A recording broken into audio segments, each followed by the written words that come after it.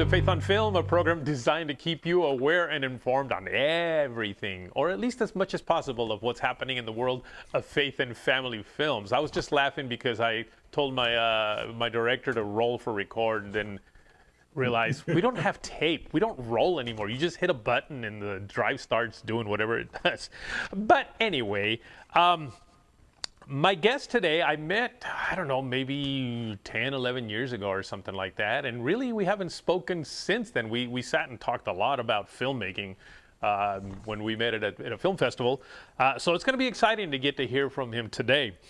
Sean Paul Murphy is an award-winning screenwriter with 14 produced feature film credits, including The Faith-Based Favorites, Hidden Treasures, Sarah's Choice, and The Encounter. Sean lives in Baltimore, Maryland, and is happily married with 3 stepdaughters. Sean can be found every Sunday morning playing guitar at his church. Sean, welcome to Faith on Film. Now, I got to tell you, that's probably the second shortest bio I have ever read, which says a lot about you. It says you have so much going on, you don't even need to say it on a bio, do you? No, I really don't. I never like to list individual films. I don't want to offend anybody whose film I don't list. Yeah, that's true. I just leave it at that. And, I got to say, because of COVID and a little before that, I haven't played guitar in a church band in quite a while. Really? Yeah. Well, because our, music's, no one's doing live music. Yeah. And all. So I do miss that. And, I also played bass too. That was a lot of fun. But I've been around. I've done a lot of movies, and I really enjoyed meeting you at the Churches Making Movies Film Festival in New Jersey. It was such a great time. It was. That we were talking and we were telling all the secrets we can't tell on this interview. We can't. We cannot share it. But one thing I know, we know where the bones are buried, don't we? That is true. So, Sean, now, do I call you Sean? Do I call you Sean Paul? Do I call you Sir Sean? What is Sean good or what? Conti. That's Italian for count. My second great grandfather was an Italian count, so I don't know how Murphy got into it. But now just call me Sean. All right. Well, Sean, being that I didn't really share a whole lot with everybody on your bio, that means you get a chance to tell us all about you and how you even got started in filmmaking. Well, first, I just want to say I always loved the movies. I always loved television. And to me, it was something living in Baltimore that seemed out of reach. But when I was in high school, I was beginning to think I could perhaps be a journalist, because I even had a journalist living across the street that worked for the Baltimore Sun, father of some of my friends. And so I thought that was possible. And I started taking journalism in college. And I thought I was doing well until they had us interview some of the former students who were now working journalists. And when I interviewed them, I decided I wasn't going to do that anymore, because one of the guys who was working for a daily newspaper was making less than what I was making as a busboy at a restaurant. So I decided I'd switch over to filmmaking, the film major. And I did that. I fully didn't really think that I'd end up working in the field, but I did. I started in advertising, and I eventually became an editor in an advertising agency. And I also became a screenwriting. And I do want to tell one story about the writing of my first screenplay, because I think it's important. I just want to say I'm a weird guy in the sense that when I became a Christian, I would sometimes hear the Lord speak to me and tell me things. And so if you're one of those kind of Christians that don't believe in that sort of thing. Nothing weird about that, man. Okay, well, some people wouldn't tune out now, but I remember I was feeling very happy. I was driving to work. I was praising the Lord, because we had just had a major layoff at our company. We were an advertising agency, so when we lost an account, we'd lose people. It was just simple mathematics. But the layoffs were gone, and I had survived, so I was extremely happy. So I was driving into work, and the Lord told me, Sean, you're going to be fired today. And, that was a real bummer for me. Yeah. So I was very upset, and the Lord said, Sean, if you prefer, you will not be fired, but you'll be better off if you are. So I said, okay, Lord, fire me. And I got in about 10:30. I was called to the comptroller's office. I already knew what she was going to say before she did it. So they let me go, and I didn't do anything for a day or two except watch a bunch of videos. This is the videotape days. And I decided I could do it better. So I decided to sit down. I went to my typewriter, and I wrote my first feature screenplay. And it took me 1 week to write it, and I finished it Sunday night, and around 10:30, I typed out, fade out the end. And literally that 9 a.m. the next day, the agency hired me back. Oh, wow. So I got to think that my career in writing is God ordained, since he literally had me fired to write that. And then when I had completed the task he had set before me, he gave me my job back. And I've often discovered, is because mainly I worked as a freelancer for the last 30 years, that anytime God needs my attention, he just takes away my work. I completely believe what you're saying, because that has happened to me really time and time again. Whenever he wants to move me in a new direction or something, and especially if I resist, he takes away what's holding me back. So I've learned to just say, okay, God, if this is a distraction, then just make it go away. But if not, then, show me. And usually he'll do that. I just recently got laid off in January of this year. I got laid off. And to be honest with you, I've learned enough now to where I actually got excited that I got laid off, because I knew there was something new that he was leading me into. And it has happened. This show, I started a year before that, but this show is one of those things where I'm kind of, really growing it. And now I'm helping a lot of other, streaming platforms and ministries. I just got hired yesterday to direct a couple of pilots that are going to be done. I wouldn't have been able to do that. So I believe it. I know what you're talking about, and God does definitely talk to us if we want to listen. If we don't want to listen, then maybe at some point he'll say, okay, I'll just be quiet. I don't know. What do you Well, you know what? And but I was going to say, here's another point. And I think this is a problem with Christian films. Oops, did I say there were a problem with Christian films? Guess how long it took for me to make that script that I wrote that was obviously God ordained? How long did it take for that film to get produced? A long time. Never. Never. So you wrote it and it never got produced. Yeah, and here's something I think Christian filmmakers, they get inspired and they write something, and because they feel the Lord is behind it, that it has to get made. But the thing is, if the Lord told you, but maybe your first script isn't any good. My first script wasn't.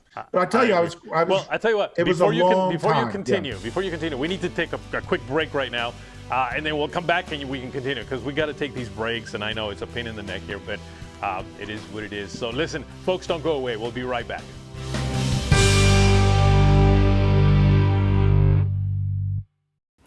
Ever wanted to binge watch family-friendly TV without all of the commercials? Well, as a mother of 2 young children, it's vital that I have a platform I can trust. And 24 Flicks is where I find incredible movies, shows, comedy for me and for my children as well. And for only $3.99 a month, it's a no-brainer for us. You can join other moms like me by going to 24flix.com and get your 7-day free trial.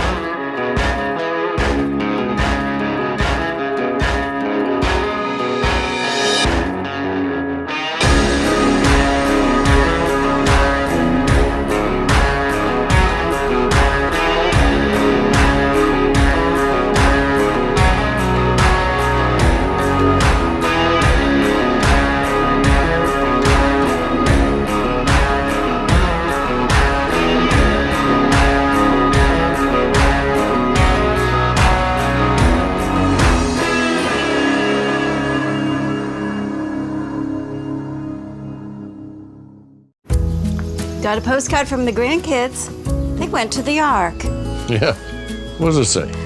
Well, Annie says they had a blast and that it's really, really big. Everything looks big to a 6-year-old. Well, Hudson says it's even bigger than the castle. Can't be that big. Can it?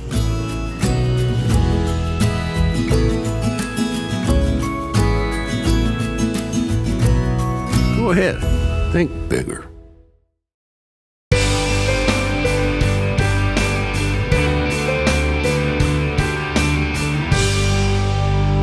Welcome back to Faith on Film. We are here today with Sean Murphy, who listens to God.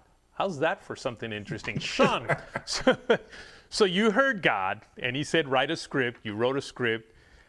Apparently, you said it wasn't very good, and it never got made. But you obeyed, and you learned from that, and then you went on to do what? And then I made quite a few movies. Wait a second. Here's some of the faith-based ones. Okay. Hidden Secrets, Holy Man Undercover, Oh, yes. Sarah's Choice, The Encounter, Marriage Retreat, Brother White, The Encounter 2, Paradise Lost, Revelation Road 2, Revelation Road 3, and Open My Eyes, a film I believe you had a little something to do with. Yes, as well. I sure did. And you know, interesting, because you just brought up one movie that David A.R. White said I was probably the only guy that actually appreciated the movie, and that was Holy Man Undercover. I just thought it was hilarious, and he said, Isaac, you got to be the only guy that really gets it. I did. I just thought it was funny. I will say that I think that the original edit of that film was absolutely hilarious, but I can't vouch for the film now. And this is why generally too, speaking Christian comedies generally don't work. Yeah. Because people start cutting out anything that someone might be offended by. But that's the nature of comedy, is to be somewhat offensive. I mean, you know, it is what it is. It's a little bit disrespectful because that's what makes it funny. Yeah. And it's funny, when I did Brother White, which was also a comedy, you know, it took place in the beginning in the world of televangelism. And we got the note from the TV network. It was Up TV. And David White was in it. And he also said, Sean, I got this note from Up TV. They seem to think that we're making fun of television evangelists in it. And I'm like, what, David, you missed that when you read it? It's like, if they're going to be in a comedy, you got to poke fun at it. And I think from your experience, you have probably seen more of the television evangelist world up close personal than I did. I plead the fifth. So, okay, but now you're doing something that you really want to promote right now, and that is that you've written a book. It's a mainstream horror novel with very strong faith themes. And it's the story of a young man who finds himself battling a demonic entity that has driven members of his family to suicide for generations. And it's inspired by a true story, because in 1974, my family moved into a extremely and very actively haunted house, you know, a demonic entity in the house. And 2 of my siblings killed themselves. Oh my. And like 3 or 4 years ago, my mother asked me if I thought that the entity in the house was responsible, at least in part, for their suicides. And this book, Chapel Street, is a fictional attempt to examine that. But, you know, there's a lot of exaggeration. When my first sister read it, she said she called it a cartoon version of what we experienced. So there's an underlying reality to it. And it's a very strong faith themes. But I do want to say one thing. And one thing about making the Christian films is, it was frustrating to me, is that only Christians were seeing them. We always say we're making films to change the world, but all we're really making is Christian entertainment. You know, even the big films that go out to the theaters, you know, 95% of the people in the audience are Christians. Absolutely. And that was frustrating to me, because my view is, if I'm just going to make straight entertainment, I would make values-oriented entertainment for the general public, not just for the Christian market. And I wouldn't say this is values. This is strong values. My book, Chapel Street, available on booksellers everywhere. But you know, it's aimed at the mainstream audience. It was, you know, it's very adult in places. There's not like any explicit sex. There's talk of sex, but there's like no explicit sex or anything. But here's my other problem with Christian films is that we don't present the world as it really exists. Right. And if the world we present doesn't seem like it's real, then the solution we offer doesn't seem like it's real to people who aren't already in our worldview. Yeah. So, I try to present the world as it is, and this is a crazy world in this book, but I lived in a very crazy place. So, Right. and I had a crazy family, of which I'm one of them. So. Well, I'll tell you what, we're going to take one more break here, and then we'll come back and let's talk a little bit about that whole concept of Christian movies and movies that are really being done. I call them puppy and pony movies that are, for the most part, what Christian movies, have become. You put a puppy or a pony, you got a big success. So listen, folks, don't go away. We'll be right back.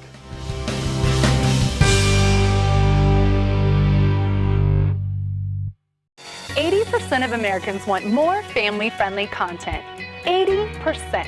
So what's the solution? 24 Flicks on Demand. That's right. 24 Flicks provides unlimited, safe, family-friendly content without profanity, nudity, sexual content, and substance abuse. You can enjoy movies, TV series, comedy, sports, and so much more. Simply go to 24flix.com.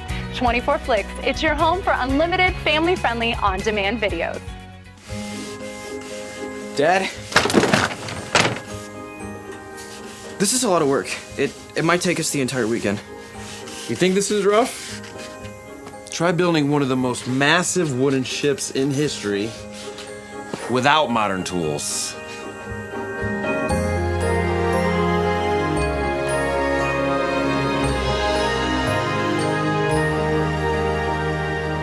Go ahead. Think bigger. YBL is an experience like none other.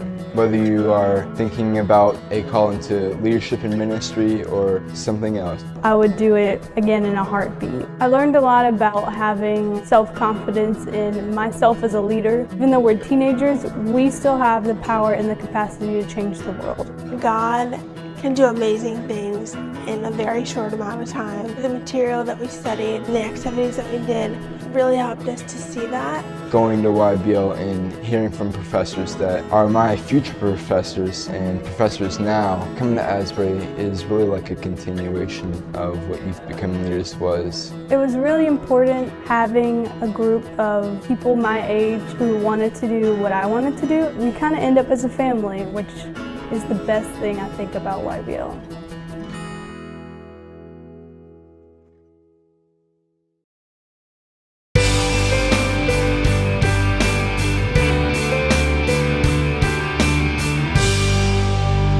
Welcome back to Faith on Film. I am here with Sean Paul Murphy, who has... Sean, you've done something that I've been talking about now for actually a couple of years, and that is gone into the realm of horror. Right? And I know this is the book, but I know you wanted to make it a film, and I think it should be a film. And I've been telling people, you know what, you guys should consider making movies, and I use the term horror film, and I know that people went crazy, and I should have maybe said suspense, I don't know, but nonetheless. Say thriller. Yeah, thriller, But nonetheless, these are the movies that I think are to me, very realistic, because that type of events do happen. It happened in your family. It's happened in mine, and I think I've shared it once before about a situation like that. But, I don't have a problem with movies being made for the church, because that's fine. Let's give them some good Christian entertainment. But if you're talking about reaching people, those movies really, like you said, they're not really the ones that are doing it. I think it's movies like a book like this one, by the way. What is your thought? Well, you've shared your thought overall right now, but yeah. Well, I think there's basically three ways Christians can look at it. Look at filmmaking. You can either make films that are evangelical in the sense that they are aimed at people who need to come to the Lord. And if you're going to do that, you have to present the world as it is. Right. Now, which is often ugly. I've known people who couldn't get their films made, because they knew they wouldn't be embraced by the church. And there's a rule in Christian films is that you can't show something in a movie that a pastor wouldn't feel comfortable showing in his sanctuary. Right. So that essentially limits. But he'll see it somewhere. He just won't show it. Okay, Exactly. No, so so that's one, so the Christian audience doesn't support those kind of films. What they support are films what I call are Christian entertainment. And I talked to you and you said, why not have an HBO for Christianity? That was your words exactly. Mm-hmm. And I'm in favor of that. If people want to do that, that's great, but that's not what I signed on for. Or you could go into the mainstream and try to make films aimed at an audience. And horror, it's so controversial in the Christian things. That's why I can't even hang out in these Christian chat groups, because someone will mention horror and it's it's of the devil. And I'm like, there is no better genre to reach the people we want to reach most than horror, because the young people we want to reach watch horror movies all the time. Yeah. And horror is, oddly enough, one of the only genres that that automatically accepts the supernatural. Yeah. They already accept a world of the supernatural. So it's the genre has already done 2/3 of our work for us, And, is there violence in horror movies? Yes, but is there violence in the Bible? The critics of so many people of what should be seen in Christian films, aren't reading the Bible critically, because they would not read the Bible because they would not allow those things in films. I agree. So I think that's it. You're either, if you want to be a Christian filmmaker, you have three choices. You can make films aimed at reaching people for the Lord. You can aim films at the Christian market for entertainment, or you can try to go mainstream and try to express your worldview through mainstream movies that reach the widest possible audience. Yeah.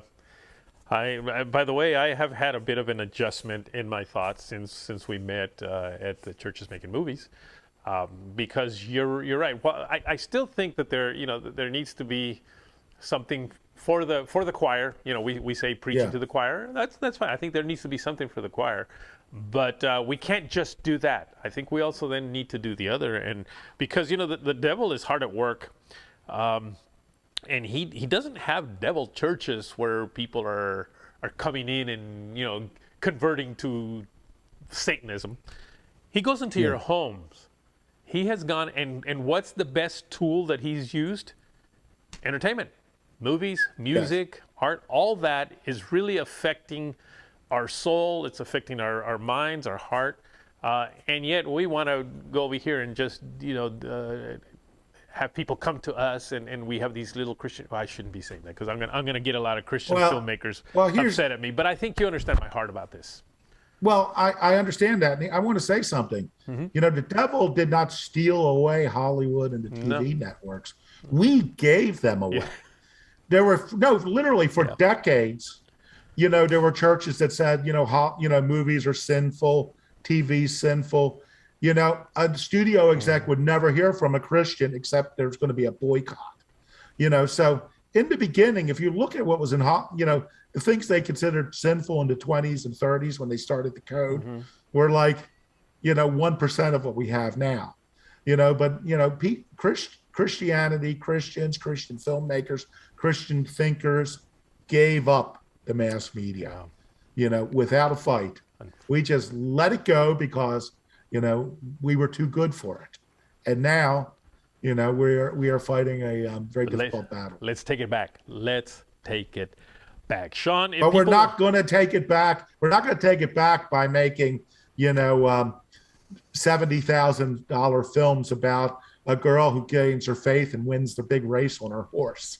We're not going to win it back with those films. Wait a minute. You just talked about a film I made. No. Oh, sorry. Sean, if people want to get a hold of you or just follow you, learn a little bit about you, what's the best place to do it? Well, I have a blog called Sean Paul Murphyville. Okay. So that's Sean Paul Murphyville, as if it were a village of Sean Paul Murphy. And that's at seanpaulmurphyville.blogspot.com, or just type in Sean Paul Murphyville. I'm also readily available on Facebook as Sean Paul Murphy, readily available on Twitter as Sean Paul Murphy, and readily available on Instagram, which I'm not on much, as Sean Paul Murphy.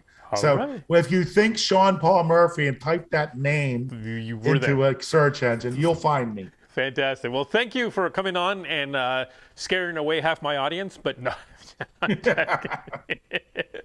Sean, thank you so much, man. I think we're going to have to do another program because there seems to be so much we need to talk about. So I'll have to have you back soon, all right? No, that would be great. All righty, folks, don't go away. We'll be right back.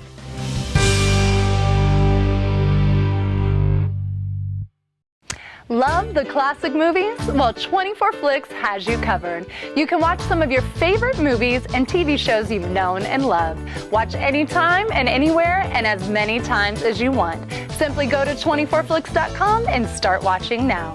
24 Flicks is your home for unlimited, family-friendly, on-demand videos. Meet Will. Will wants to make a movie based in Bible times.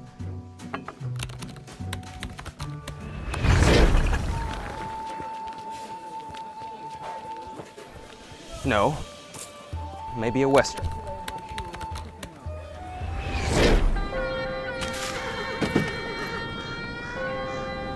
Well, maybe an apocalyptic movie.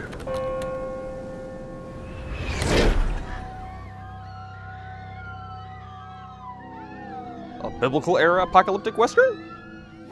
That would be so original.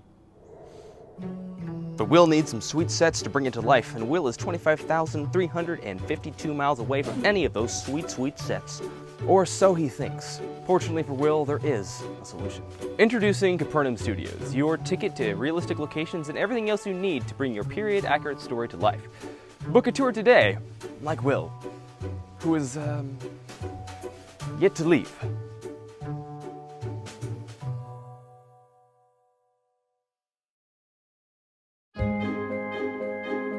You know they say it's really big.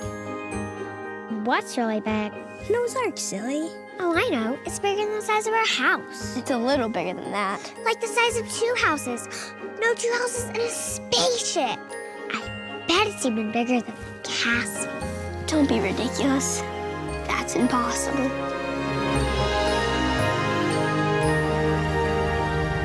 This summer, think bigger.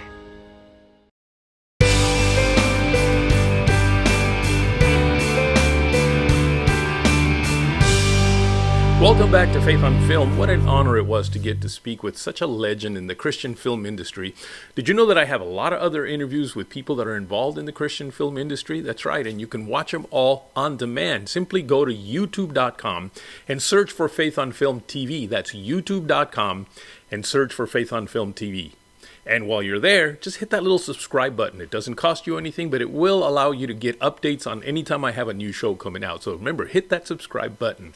Also, you can follow me on Facebook, Instagram, and Twitter at Faith on Film TV. That's Faith on Film TV.